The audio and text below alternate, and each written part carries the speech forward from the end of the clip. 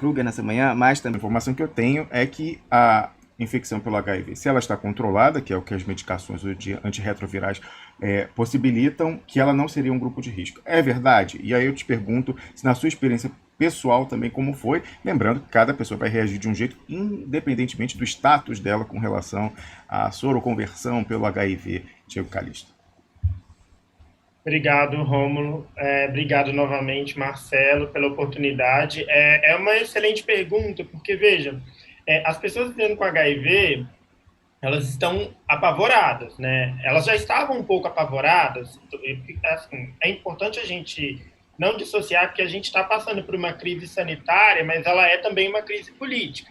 E aí, as pessoas vivendo com HIV, elas já estavam num momento delicado, né, em relação a algumas conquistas, principalmente no campo estrutural mesmo, de desaposentação, né, de direitos. Então, quando chegou o Covid e a falta de dados de co-infecção Covid e HIV assustou muito, né? E aí tinha toda aquela recomendação de que pessoas com doenças de condições crônicas ou pessoas com doenças imunossupressoras, elas seriam pessoas consideradas população-alvo, né, para o coronavírus. E aí, eu evito sempre usar o termo grupo de risco, mas eu sei que popularmente é esse o termo utilizado. E aí, o que acontece? Quando aconteceu, né, a minha infecção pelo o Covid, ela é assim, meu CD4, né, que é um marcador de defesa imunológica, estava bom, né, eu estava com CD4 de mais de 1.000 e pouco, e estava 100%, carga viral indetectável, que é um outro marcador bom, mas eu peguei no hospital, porque eu tinha recém passado por uma cirurgia de sinusectomia. Então, assim, é muito difícil você fazer o rastreio, né? Você falar, nossa, foi nesse dia aqui, nessa hora, diferente, né, de outras infecções. E aí, a primeira coisa que eu percebi é que eu me vi muito apavorado pela falta de dados e, principalmente, pela falta de orientação no campo da saúde pública aqui no Brasil. Né? E aí, eu fui dar uma pesquisada, um Google geral, e isso estava acontecendo em vários outros países. A gente não tinha nenhuma recomendação específica sobre a co-infecção HIV e Covid. E aí me acendeu um alerta de preocupação, porque como cientista político, como pessoa que também tive a oportunidade de fazer um aperfeiçoamento de epidemiologia na Universidade de Berkeley, na gestão do Fábio também, que foi um grande visionário, diretor do departamento, né, então, de HIV, AIDS, hepatite e ST, do Ministério da Saúde. Então, me acendeu um alerta, que eu falei, não tem evidência. Para onde eu vou agora, né? E aí, assim, os profissionais, né, os médicos que me acompanharam também ficaram totalmente perdidos. E aí, eu fiquei numa dicotomia de falo da co-infecção para as pessoas e assusto ou falo e tento acalmar elas. E aí eu lembrei, né, do meu tempo de ativismo, porque eu abri minha sorologia para HIV, eu me infectei com 18 anos de idade, né? Então, assim, eu abri minha sorologia e eu pude ajudar muita gente. Muita gente. Eu pude acolher, e principalmente gente em situação de vulnerabilidade, sabe? E aí eu falei, por que eu não posso, talvez, usar essa mesma atuação que eu tive para tentar conscientizar as pessoas? E aí, o que acontece? Num primeiro momento, veio muita preocupação, Rômulo, no sentido de não ter dados, de não ter evidência, de não ter concretude. Num segundo momento, quando eu vi que, por exemplo, passou a febre, os sintomas começaram a passar, eu falei, vai dar certo e eu vou tentar ajudar as pessoas. E a caixa de mensagem do Instagram bombava, assim, de muita gente vivendo com HIV desesperada, assim, como que eu faço? Preciso pegar uma medicação, meu CD4 está menos de 500. Tinha uma recomendação, né, a própria OMS também, que começou com isso, de que pessoas com CD4 de menos de 500 seriam pessoas que inspiram mais cuidado no sentido das medidas de higienização, de isolamento, de não tocar, né, o rosto, mas não tinha nada concreto. Então foi aí que a gente meio que se parametrou também. Mas assim, eu tentei ajudar as pessoas no sentido delas não ficarem apavoradas, mas a gente está falando de uma pandemia que ela tem um viés comportamental muito grande. Então, eu passei por duas fases, a fase de desespero e depois a fase de tá rolando e eu vou ajudar as pessoas como eu consegui, assim, do jeito que aconteceu com o HIV. Me lembrou muito, assim, meus primeiros meses de infecção. Perfeito. Marcelo, você tem uma experiência no departamento de DSTs é, infecções, hepatite virais no Ministério da Saúde. Dessa experiência, né, dessas infecções, algumas delas crônicas, o que você acha que foi extrapolável? O que te ajudou a compreender esse momento dessa pandemia, dessa epidemia emergente, dessa infecção viral emergente do coronavírus? O que é semelhante e o que é diferente? Talvez o pessoal que esteja na minha faixa etária de 30 a 40 anos, talvez se recorde quando eu era adolescente e viu na TV aquele surto de hepatite, né, em função de hemodiálise. Provavelmente esse foi um dos eventos mais marcantes, né, antes mesmo de eu entrar na faculdade, e que acabou trazendo essa preocupação da biossegurança, né. Mas também tivemos vários surtos de hepatite A no Brasil, né, até a implementação efetiva da vacina para a hepatite A no ano de 2013. 2014, perdão. Então, eu acho que esses dois momentos são realmente importantes. Isso traz uma reflexão, né? Você precisa reestruturar, você precisa acompanhar dia a dia o número de casos, você precisa ter certeza do que está acontecendo e não tomar nenhuma decisão intempestiva. Por outro lado, também houveram outras epidemias que estavam fora do nosso radar, né? Então, curiosamente, antes de 2013, todas as informações que nós tínhamos de pessoas gay eram todas acumuladas num bolo só. Então, é como se fosse aquela categoria 3, indeterminada. Então, eles juntam a população trans, coloca travesti, coloca bissexual, e fica tudo em uma categoria só, e você está incluindo nesse grupo também as pessoas que usam drogas, que podem ter uma opção sexual que entra nessa categoria, né, bem geral, e até mesmo profissionais do sexo. E a partir do ano de 2013 começou a ter essa divisão, e aí se vislumbrou que as informações realmente eram conflitantes. É como você pegar os dados do Brasil hoje e falar que está tudo muito bem, obrigado, e na hora que você estratifica por unidade da federação ou por cidade, você vê que a situação não está muito bonita em Manaus. Então, acho que isso traz essa segurança para analisar dados epidemiológicos com qualidade. Manaus que tá prestes a se desconfinar, né? Uma coisa incrível, assim, né? Dramático. Ô Diego, você fazer uma intervenção, eu aproveito para você emendar e nos esclarecer o seguinte: é uma coisa muito complicada, a gente está conversando aqui com pessoas de nível superior que trabalham do ponto de vista de saúde pública e, portanto, estão livres do estigma moral, social dessas questões, e por isso a gente está tratando com naturalidade. Mas a gente está numa esquina, ainda mais na área da política, entre questões de ciência e de saúde pública muito objetivas e a instrumentalização por grupos políticos dessas pautas que mexem, né, com conceitos arraigados, com todo o preconceito disso. E a gente viu, né, uma guinada conservadora no Brasil nos últimos anos e também uma guinada ultraliberal com restrições orçamentárias. Eu lembro que eu tinha uma pessoa que conversava comigo, que também era um jovem HIV positivo também, que ainda no governo do Temer falava que o financiamento para a gratuidade de distribuição universal de antirretrovirais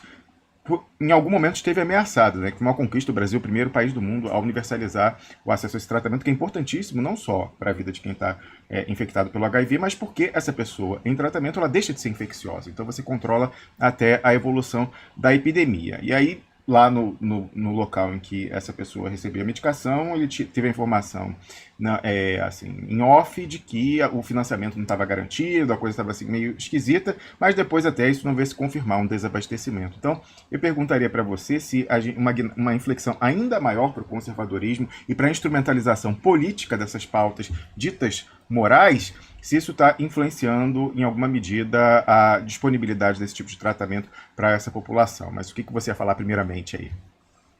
Só um adendo, Marcelo tocou num ponto importante que é vigilância em saúde. A gente está num conflito aqui grande, né? Porque a gente tem uma pandemia, né, global, e ao mesmo tempo a gente tem um descaso de alguns chefes de Estado, né, e de governantes no sentido de olhar para essa pandemia com a seriedade e o comprometimento que precisa. E ao mesmo tempo, assim, a gente acabou de passar, né, Rômulo, por um problema grave aí de não transparência, né, dos nossos dados epidemiológicos brasileiros. E aí, na mão disso, né, contrapondo essa questão, os secretários de Estado, eles lançaram uma plataforma, né, dadostransparentes.com.br.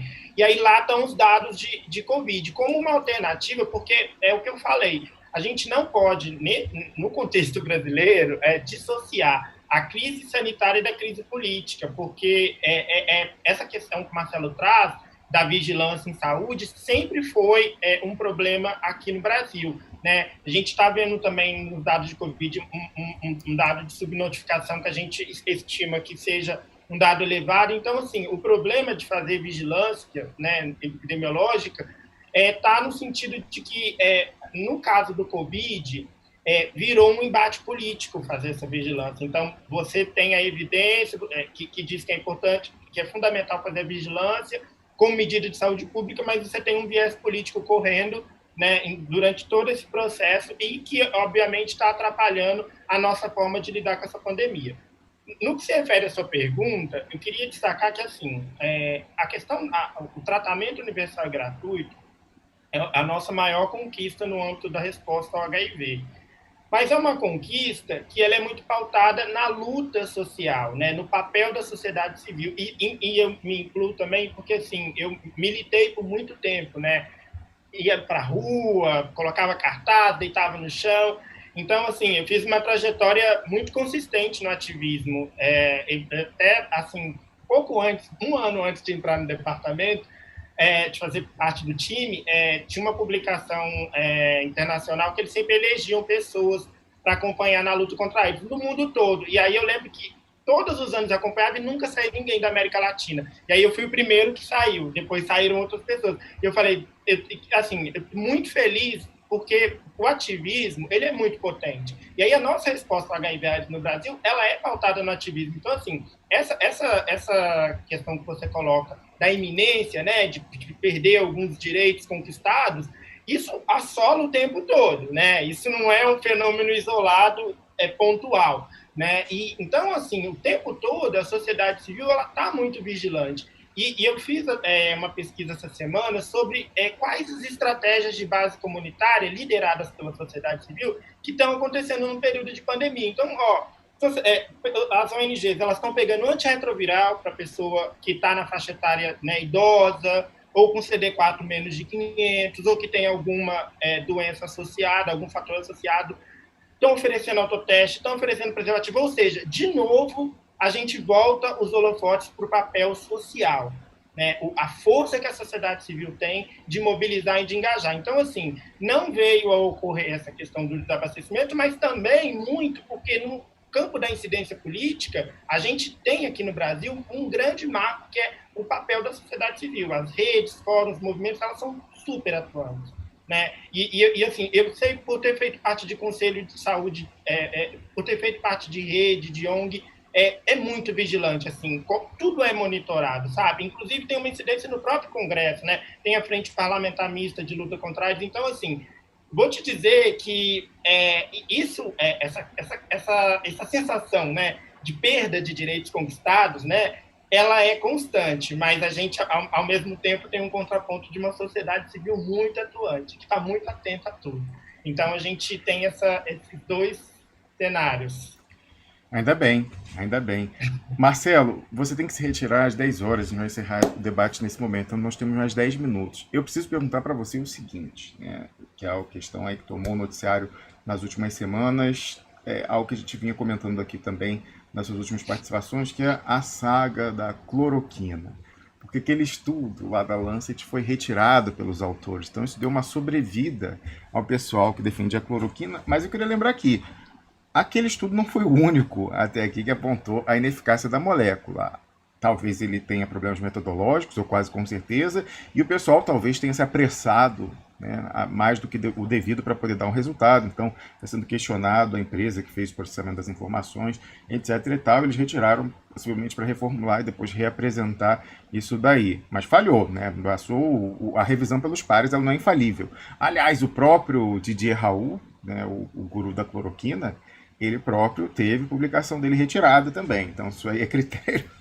Pau que dá em Chico, dá em Francisco. Mas eu pergunto para você, por conta disso, a OMS, a organização da qual você é consultor, voltou a botar a cloroquina numa perna do seu estudo clínico. É o Discovery da Europa, é o estudo pan-europeu. O da OMS, qual que é o nome do estudo? Solidarity. Solidarity, pois é. Então eu pediria que você falasse aí como está nesse momento as discussões sobre a cloroquina.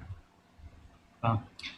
Vamos lá. Quando tivemos aí a comunicação do Dr. Tedros, né, que foi logo depois do Duplo Expresso, a comunicação não foi de cancelamento, né, ela foi de interrupção. Então, nós não teríamos novos pacientes, né, nesse braço da cloroquina, ou da oxicloroquina, mas os dados continuariam a ser analisados, né. Como você bem citou, não foi o único estudo, esse da Lancet, que foi utilizado. As pessoas puderem pesquisar lá na página da OMS, eu posso até deixar o link posteriormente, saiu um novo guia, né, de manejo clínico, e lá esse estudo está citado, mas há muitos outros falando da cloroquina. Nós temos um estudo no Brasil, né, sendo conduzido em Manaus, que é o Cloro Covid-19, eu já citei ele aqui algumas vezes, né, que encabeça isso é o Marcos Lacerda, ele que já foi presidente da Sociedade Brasileira de Medicina Tropical, foi um parceirão quando a gente precisou lançar um tratamento inovador para a hepatite delta no Ministério da Saúde, e ele já encontrou que aquela posologia que os franceses e os chineses sugeriam, né, de 600 miligramas por dia, não funcionava. Eu falei mesmo com o Marcos, eu até perguntei para ele se ele tinha interesse em trazer a informação, e eu posso simplesmente repassar a informação que ele já me passou. Ele está sofrendo pressão política por conta do estudo, né? Porque o estudo dele é quase que uma pá de cal na cloroquina, é um soco para quem defende o medicamento, e fica muito difícil apoiar tendo os dados nacionais, né? Lembrar que nós estamos falando de Manaus, onde o uso de cloroquina também já ocorre. E ele mesmo já fez, inclusive, o estudo de pacientes com doenças reumatológicas, né? Doenças reumáticas que tomam a cloroquina e tiveram uma incidência da doença igual ou equivalente. Então, é muito complicado. Quanto à retomada, né, do braço, isso não significa que a OMS está depositando todas as suas fichas, né, nesse tratamento. Nós temos 4 braços ou mais, com muitos outros ainda por vir. Nós temos aquele anticorpo que foi anunciado há mais ou menos 3 semanas, e eu tenho informação de que ele está se candidatando, né, a um dos braços do estudo. Então, com certeza, os desenvolvimentos não param. Isso não significa que a solução está logo na esquina. Perfeito, Marcelo. A gente tem aí mais 6 minutos. O que você acha importante ainda a gente debater na manhã, que caiba nesse tempo com o Diego Calixto e, obviamente, com você também? Você não precisa, vou falar com o expressionauta, né? Você não precisa esperar até o final do dia para você ter os dados do coronavírus acumulado, né? Os números acumulados no Brasil. Você pode pesquisar no Big Data da Fiocruz, um link que a gente já divulgou em um programa anterior. Eu posso passar novamente para todo mundo aí no chat. Lá você tem os valores acumulados. A própria Fiocruz está se encarregando disso junto às secretarias estaduais. Não é porque os dados não estão disponíveis que eles não estão sendo coletados, tá? Isso é uma falácia. Se alguém está falando para você que os dados não existem, isso está incorreto. Nós temos um sistema de vigilância no Brasil que, com todos os seus problemas, ele é inovador e, de certa forma, eficaz para muita coisa. E os dados continuam sendo coletados por enfermeiros, por médicos, e continuam sendo notificados os casos e os óbitos. Então, as secretarias têm esse número e o número acumulado está sendo organizado pela Fiocruz. Então, se você precisar da informação e você não encontrar no dashboard, né, no painel do Ministério, recorra a uma instituição de ciência como a Fiocruz. Perfeitamente. E uma última pergunta, então, para o Diego Calixto, Marcelo, nessa manhã. O que faltou, o que você acha importante ele ressaltar aqui para a nossa consideração, nossa, que eu falo, nós todos os pressionautas? Diego, vamos supor que nós temos uma pessoa que não faz parte de uma ONG, uma pessoa que não está ainda engajada na representatividade das pessoas vivendo com HIV/AIDS no Brasil. Mas a pessoa gostaria de colaborar, né? Ela gostaria de estar auxiliando, talvez, na retirada de medicamento. Além disso que já está sendo realizado, você encontra alguma outra possibilidade das pessoas leigas, talvez, contribuírem para essa continuidade dos serviços de saúde? Marcelo, eu vou responder, mas eu só queria complementar também em relação à cloroquina, que eu acho que ela também tem um papel político aí, e é muito o tema central da falta de alinhamento de discurso no país, né, na resposta à pandemia, enfim, porque ela é meio que colocada no cenário para trazer uma falsa sensação de segurança, né? Ela é um pretexto dessa sensação de segurança, de termos um medicamento, e ao mesmo tempo acaba atrapalhando muito, porque é isso que você colocou, né? No campo da evidência científica, da ciência, a gente não tem nada que corrobore isso, né? Então, eu acho que ela é muito mais uma bala de prata no contexto político do que algo que realmente funcione.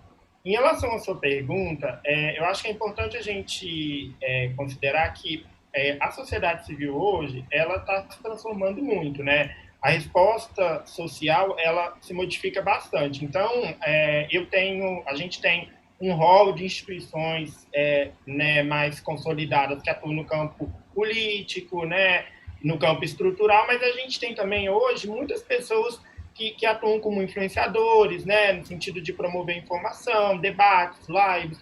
Então, assim, hoje, a pessoa que ela é leiga, né, e ela tem interesse de ajudar, ela quer se engajar, eu acho que nesse contexto de pandemia, é o que foi muito interessante ter feito essa pesquisa, porque eu aprendi muito também, né?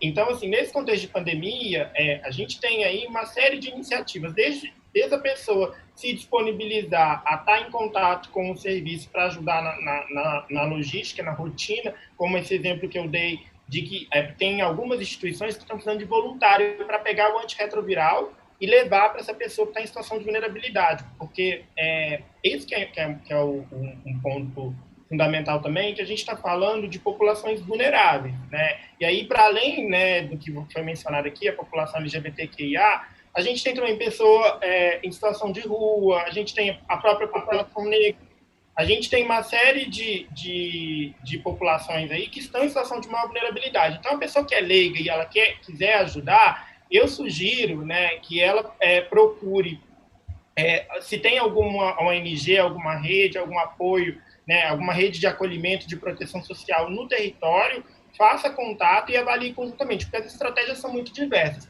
O que está dando certo, por exemplo, em São Paulo, não significa que vai dar certo em Manaus, por exemplo. Né? Os contextos são muito diferentes. A gente está falando de um país, né, que tem muitas especificidades, né, tem muitos contextos. Então, as estratégias são as mais diferenciadas possíveis.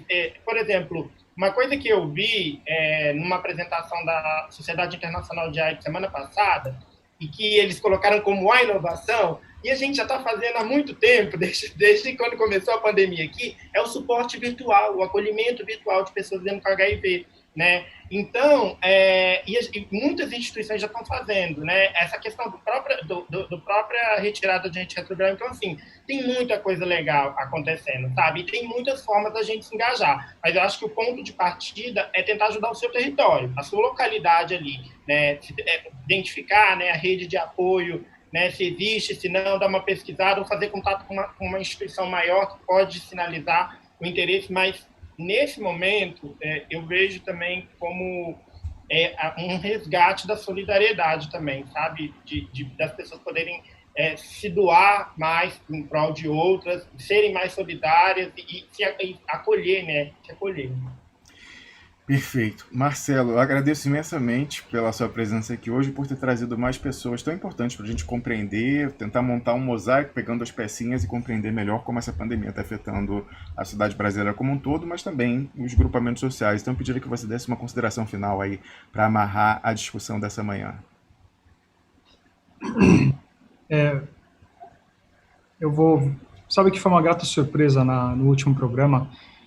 A gente acabou falando uma frase que foi repetida pela Michelle Bachelet, né?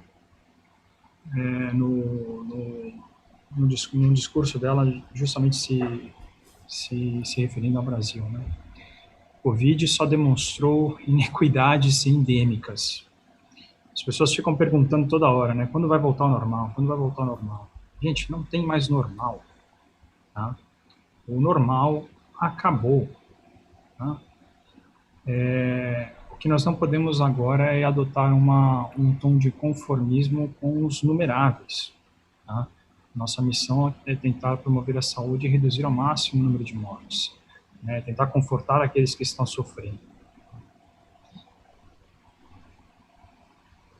Talvez no território do spoiler, né? Vou fazer o comparado aí com os Vingadores Ultimato. Ninguém que está morrendo de Covid vai voltar daqui a 5 anos. Simples assim. Tá? Não vai ter continuação. A vida acabou para essas pessoas e essas famílias estarão afetadas de uma forma irreversível e desumana. Inclusive o debate público no Brasil e a nossa possibilidade intelectual de reconstrução nacional, como, por exemplo, perdendo alguém da qualidade do ex-presidente do BNDES, ex-reitor da UFRJ, o Carlos Lessa. Falamos sobre isso bastante ontem com uma das pessoas, um dos seus pupilos da UFRJ, o economista e também economista do BNDES, Gustavo Galvão. Marcelo, para concluir. Então, algumas soluções vão ter que ser criadas, a gente vai ter que trabalhar com o que tem. Né, e trabalhar com o que tem também envolve os recursos humanos e as nossas habilidades que estão à disposição, e se a gente não está utilizando ainda, porque a gente está perdendo oportunidade. Né? Então, se você tem a contribuir e você ainda não o fez, faça rápido. Né? Toda ajuda é fundamental nesse período. Perfeito. Muito obrigado, Marcelo. Muito obrigado, Diego. Um prazer conhecê-lo e tê-lo aqui nessa manhã. E a gente aguarda, Marcelo, você trazendo não só a Alicia e Diego, mas também outras pessoas aí para a gente poder ter uma visão global de como essa epidemia, pandemia está afetando a população brasileira. Eu desejo um bom dia para os dois e até uma próxima oportunidade. A gente conversou aqui com Marcelo Naveira, que é infectologista e consultor da Organização Mundial da Saúde, com Alicia Kruger, ativista farmacêutica, também consultora da OMS, e com Diego Calisto, cientista político e também atuante nessa área da saúde pública de populações vulneráveis, notadamente a população LGBTQI+.